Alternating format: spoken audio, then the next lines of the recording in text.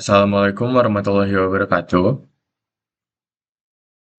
Waalaikumsalam warahmatullahi wabarakatuh. Waalaikumsalam warahmatullahi wabarakatuh. Kami dari kelompok 9 ingin mempresentasikan progres proyek ujian akhir semester mata kuliah PBO, di mana di kelompok 9 ini ada saya sendiri, Satrio Wicaksono sebagai ketua kelompok, lalu anggota saya ada Regi Deswita, Muhammad Arif, dan Mutia Zafira.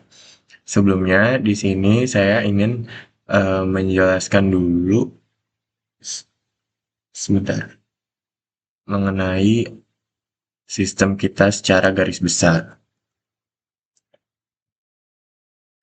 Nah, aduh. Di sini kita membuat sistem reservasi hotel, di mana fitur utama hotel reservasi ini itu memiliki dua user, di mana ada admin sama user atau customer.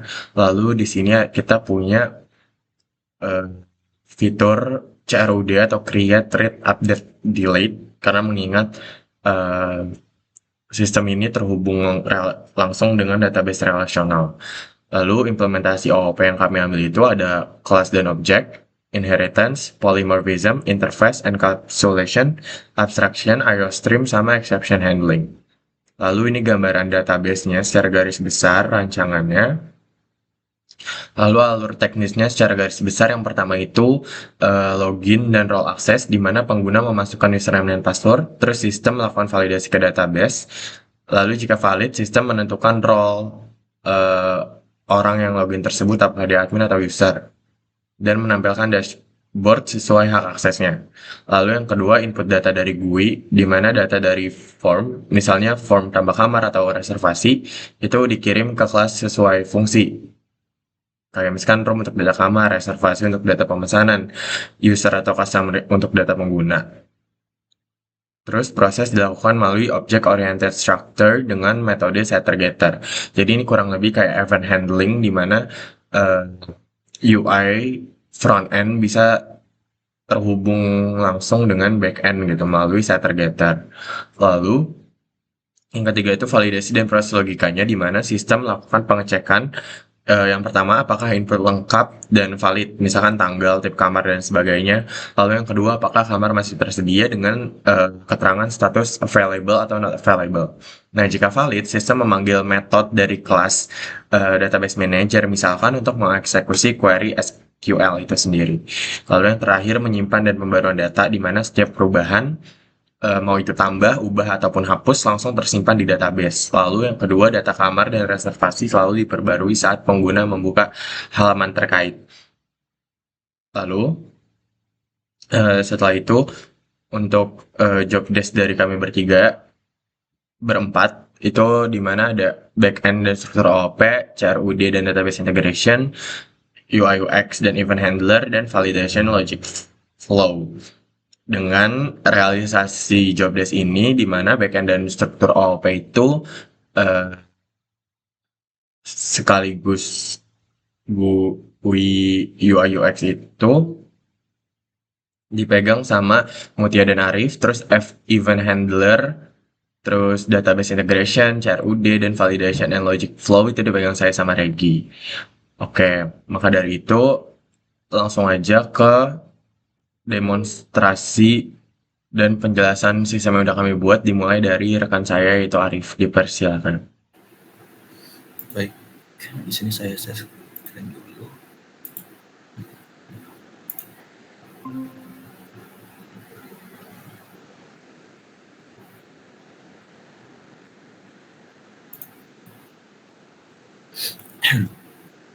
Di sini saya akan menjelaskan di login page UI-nya, yaitu di sini ada kodenya, di sini ada anchor, yaitu sebagai frame-nya ukurannya 680 kali 1200. Lalu di sini ada image view, yaitu background-nya itu hotel background ada di sini. Lalu ada text field untuk username sama password field untuk passwordnya. Lalu juga ada button yang itu bertuliskan login. Nah, untuk page login ini dia akan dikontrol oleh login controller ini,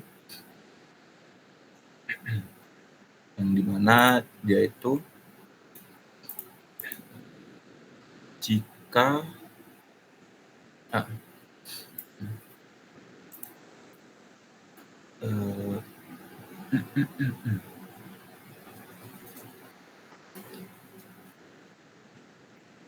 jika diisi username-nya itu benar, dia akan lanjut ke admin dashboard. Jika salah, dia bakal error. Dia bakal muncul error nih, login gagal. Nah, setelah itu untuk admin dashboard-nya ada frame, sini juga ada ya background, sama ada kayak box di atas itu untuk logonya.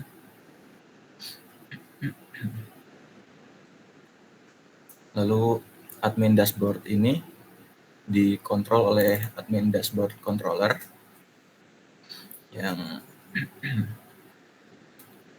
dia akan menggunakan fungsi meload room apa sih?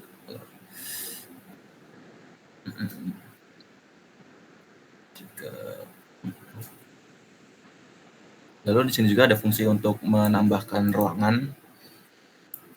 Jadi jika ingin menambahkan, di situ ada ya, jika ditekan dia bakal menambahkan ruangan gitu. Di sini juga ada itu fungsi mengedit ruangan. Jadi ruangan yang sudah ditambahkan tadi bisa diedit lagi, bisa ditambahkan apa gitu. Sama di sini juga ada fungsi untuk menghapus ruangan.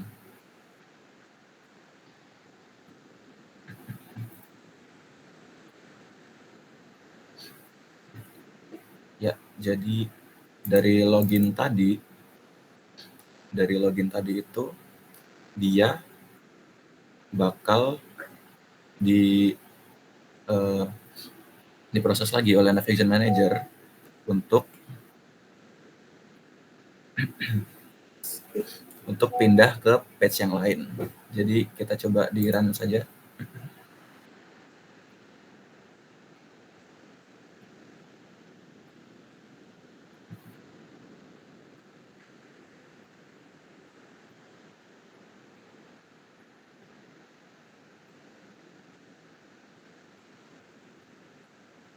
Nah, seperti ini kira-kira tampilannya.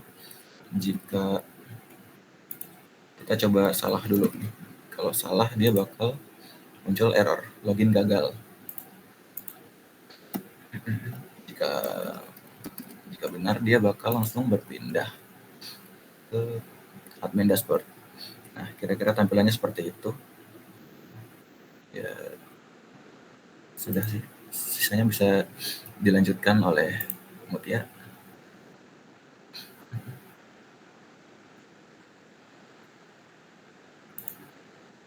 Ya, jadi saya juga akan jelasin user dashboard, yaitu halaman utama yang muncul setelah user berhasil login. Jadi dashboard ini ada agar pengguna itu bisa melihat daftar kamar, terus ada status ketersediaan, ada harganya, dan bisa melakukan pemesanan kamar. Jadi mungkin saya bakal ngejelasin untuk struktur kodenya terlebih dahulu.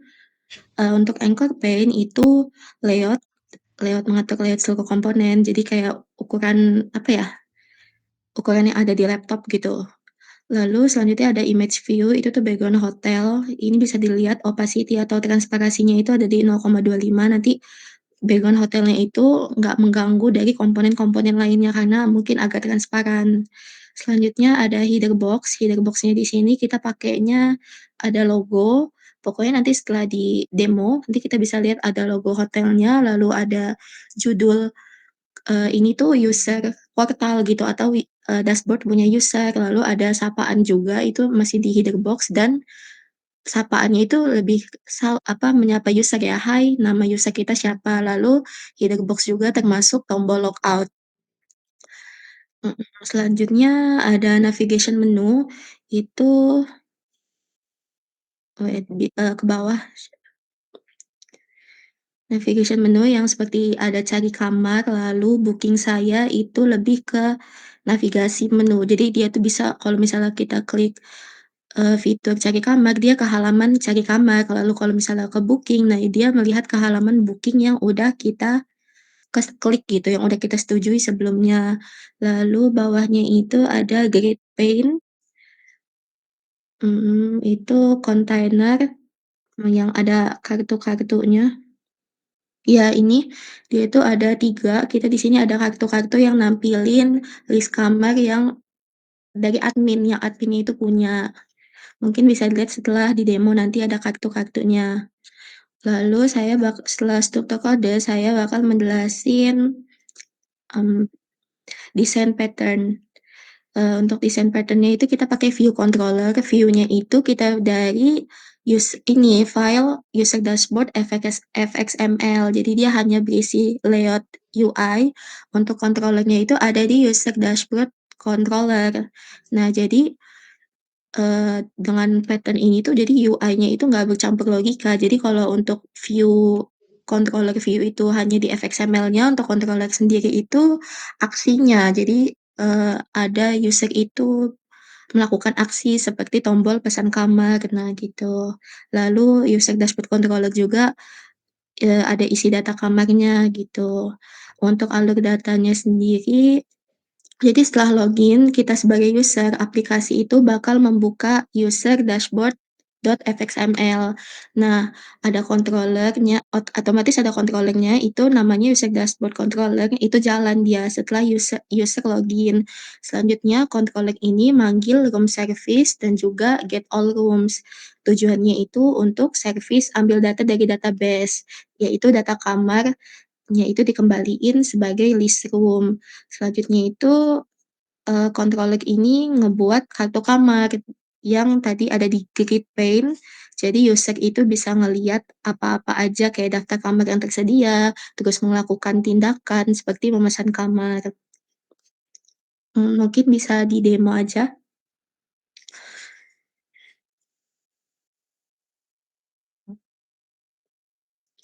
Ini kita login sebagai user. Nah, ini ada 3 kartu ya, sesuai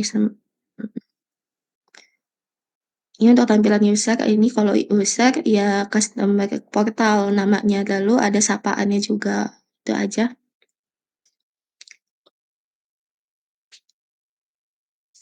Oke, mungkin bisa dilanjut ke Regi langsung.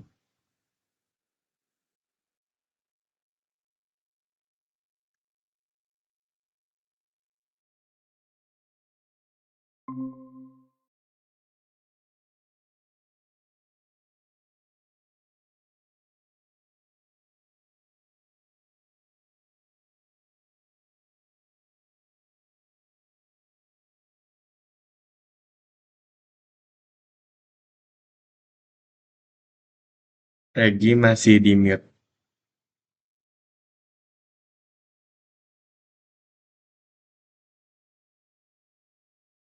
Regi masih di mute.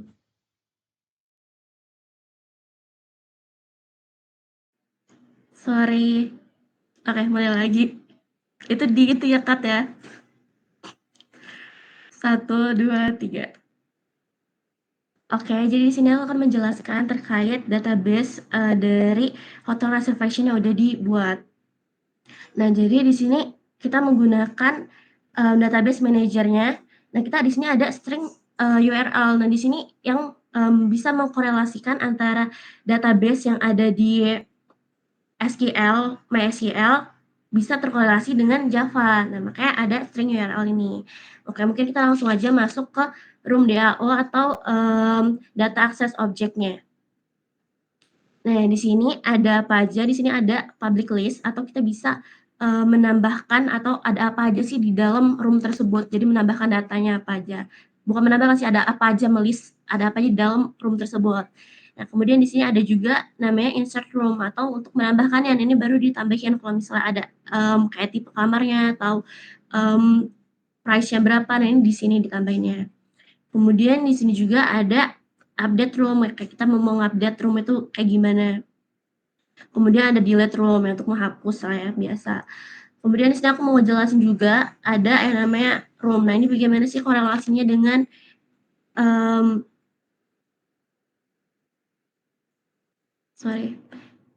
Nah dengan MySQL ini mungkin aku bisa gini aja. Nah, jadi di sini kan kita ada yang namanya ID. Nah, ini jadi antara MySQL dengan Java itu saling sama jadi ya. Di sini juga ada ID nih. Di MySQL juga ada ID. Kemudian di room number-nya berapa. Nah, di sini ada 101, 102 dan lain sebagainya. Kemudian ada tipenya, apakah dia tipenya standar atau deluxe atau suite. Kemudian di sini ada juga price-nya. Jadi berapakah harganya. Nah, ini dibedain. Jadi antara kalau standar itu harganya misalnya 350.000, di deluxe itu harga 550.000. Kemudian ada available, apakah available atau tidak. Jadi di sini misalnya di standar dia cuma available untuk satu orang aja atau satu pemesanan aja. Mungkin kayak gitu sih antara korelasinya antara dengan Java dengan MySQL itu kayak gitu. Oh ya, mungkin ini mau jelasin juga di Login Controller. Jadi di sini ada user. Jadi kalau misalnya kita masuk ke user itu kan ada yang namanya admin, kemudian ada passwordnya apa. Nah itu juga berkorelasi ya di antara Java dengan MySQL-nya. Kalau misalnya admin, passwordnya admin 123, itu role sebagai admin. Kemudian kalau user, kita bisa nulisnya guest, passwordnya user 123, kayak gitu. Nah di sini juga nih kayak ada. Di sini ada tanda panah kan, tanda panah, tanda tanya. Mana, wait.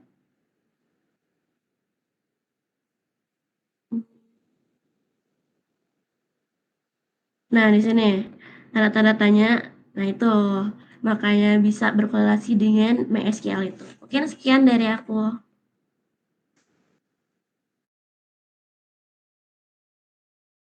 Oke, saya lanjutkan. Ini saya share screen juga. Nah, di sini sebenarnya itu udah teman-teman saya jelasin ya dan kerjain semua. Terima kasih teman-teman dan mungkin di sini karena UI UX-nya itu belum sempurna dan belum jadi sesuai dengan apa namanya perintah di V-Class untuk membuat tambelan. Di sini saya udah ngebuat untuk logika pemesanannya. Di sini saya ngebuat kelas hotel booking logic, eh, di mana di sini ada string rooms. Itu tuh untuk menyimpan nama kamar, terus in prices itu untuk menyimpan harganya. Lalu di sini ada looping, di mana looping for ini itu digunakan untuk menampilkan semua kamar. Lalu ini itu yang sistem print out ini itu untuk format outputnya biar harganya itu ditampilkan dengan separator yang benar gitu. Jadi outputnya itu nanti bakal deluxe 201 deluxe room harganya 800.000, lalu 202 deluxe room itu 800.000, lalu 301 suite room itu 1.500.000. Lalu di sini ada validasinya di mana if choice di percabangan ini pokoknya dia itu validasi untuk memastikan user hanya memilih nomor yang sesuai dengan daftar kamar. Nah, kalau jika input salah, program akan menampilkan pesan error. Lalu dia juga dibutuhkan mengetahui jumlah malam yang ingin dipesan oleh customer. Itu fungsinya untuk menampilkan total harga ya. Nah, untuk total harganya sendiri itu dia ada di sini di mana in total sama dengan prices choice min 1 dikali nights gitu. Jadi harga kamar dikali jumlah malam. Choice min 1 karena array itu kan dimulai dari 1 kan. Dimulai dari indeks 0. Nah, sedangkan user kan masukin nomornya mulai dari 1. Gitu. Ini mungkin saya running aja yang hotel booking logic ini. Ya kurang lebih sistem kita nanti akan seperti ini logika flow-nya gitu. Nah, bisa dilihat di sini. Pilih kamar yang ingin dipesan. Di sini saya pilih nomor 2.